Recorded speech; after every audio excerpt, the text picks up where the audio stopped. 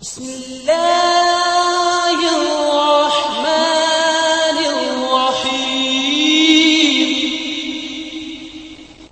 السلام علیکم ناظرین محترم، آج جو میں آپ کو واقعہ سنانے لگا ہوں سلطان محمود غزنوی اور حضرت خضر علیہ السلام کا ایک پراسرار واقعہ ہے، تو برائے مہربانی یہ واقعہ سننے سے پہلے میرے چینل لازمی سبسکرائب کر لیں۔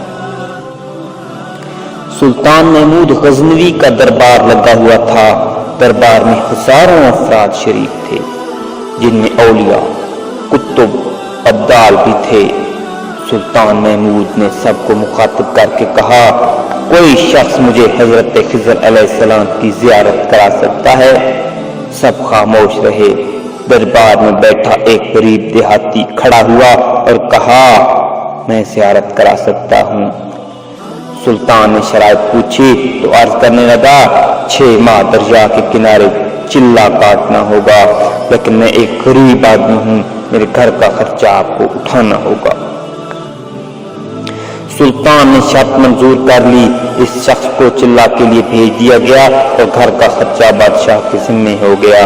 6 ماہ گزرنے کے بعد سلطان نے اس شخص کو دربار میں حاضر کیا اور پوچھا تو دیہاتی کہنے لگا، حضور کچھ وظائف الٹے ہو گئے ہیں، لہذا 6 ماہ اور لگیں گے۔ مزید 6 ماہ گزرنے کے بعد سلطان محمود کے دربار میں اس شخص کو دوبارہ پیش کیا گیا تو بادشاہ نے پوچھا، میرے کام کا کیا ہوا؟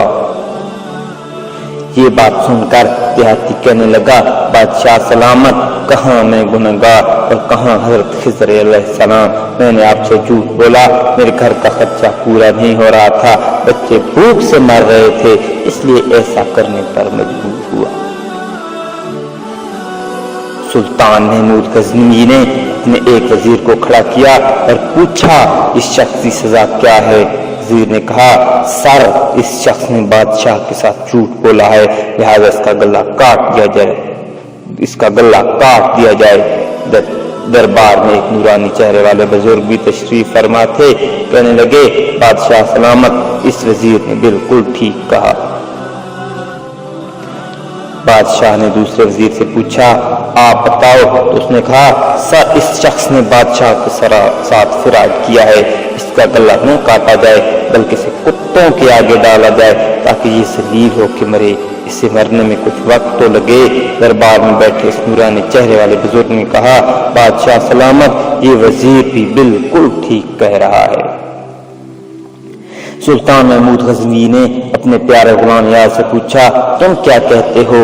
یاز نے کہا، بادشاہ سلامت، آپ کی بادشاہی سے 1 سال ایک غریب کے بچے پلتے رہے، آپ کے خزانے میں کوئی کمی نہیں آئی اور نہ ہی اس کے جھوٹ سے آپ کی شان میں کوئی فرق پڑا۔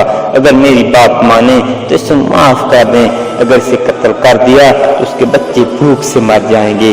ایاز کی یہ بات سن کر محفل میں بیٹھا ہوئی نورانی چہرے والا بابا کہنے لگا، ایاز بالکل ٹھیک کہہ رہا ہے۔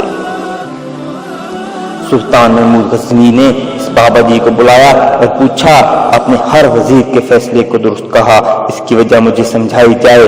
بابا جی کہنے لگا، بادشاہ سلامت، پہلے نمبر پر جس وزیر نے کہا اس کا گلا کاٹا جائے وہ قوم کا قصائی ہے اور قصائی کا کام ہے گلے کاٹنا، اس نے اپنا خاندانی رنگ دکھایا۔ غلطی اس کی نہیں، آپ کی ہے کہ آپ نے ایک قصائی کو وزیر بنا لیا۔ دوسرا جس نے کہا اسے کتوں کے آگے ڈالا جائے، اس سے وزیر کا والد بادشاہوں کے کتے نہلایا کرتا تھا، کتوں سے شکار کھیلنا تھا، اس سے کام ہی کتوں کا شکار ہے، تو اس نے اپنے خاندان کا تعارف کرایا۔ آپ کی غلطی ہے کہ ایسے شخص کو وزارت دی، یہاں سے لوگ وزیر ہوں وہاں لوگوں نے بھوک سے ہی مرنا ہے۔ اور تیسرا ایاز نے جو فیصلہ کیا تو سلطان محمود سنو، ایاز سید زادہ ہے، سید کی شان یہ ہے کہ سید اپنا سارا خاندان کربلا میں ذبح کرا دیتا ہے مگر بدلہ دینے کا کبھی نہیں سوچتا۔ سلطان محمود اپنی کرسی سے کھڑا ہو جاتا ہے اور ایاز کو مخاطب کر کے کہتا ہے، ایاز، تم نے آج تک مجھے کیوں نہیں بتایا کہ تم سید ہو؟